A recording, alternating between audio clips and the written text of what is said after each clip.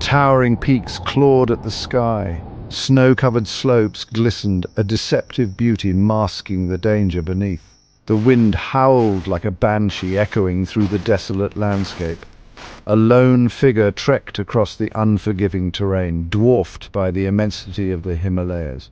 Ethan, a young photographer, was drawn to the Himalayas by their raw, untamed beauty. He had heard tales of a remote village nestled high in the mountains, untouched by the modern world. Seeking unique perspectives for his photography, he ventured into the unknown. The air grew thin, each breath a labored effort. The path, barely visible, snaked treacherously up the mountainside.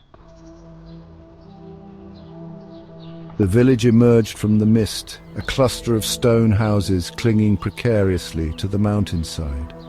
An eerie silence hung over the village, broken only by the wind whistling through the gaps in the buildings. The villagers, faces etched with hardship and suspicion, watched Ethan's every move. An old woman, her face a road map of wrinkles, approached him. Her eyes, dark and piercing, seemed to look straight through him.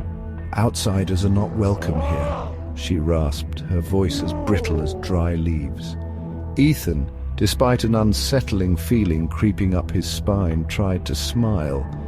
He explained his desire to photograph their village, their way of life, promising to compensate them for their time. Days turned into weeks. Ethan, despite the villagers' initial reluctance, slowly began to integrate. He learned their customs, their language. He listened to their stories. Tales whispered around crackling fires. One story in particular sent shivers down his spine.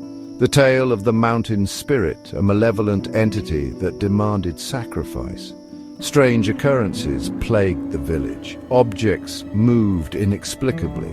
Whispers seemed to emanate from the very walls of his room. The villagers, their faces etched with fear, performed rituals to appease the mountain spirit.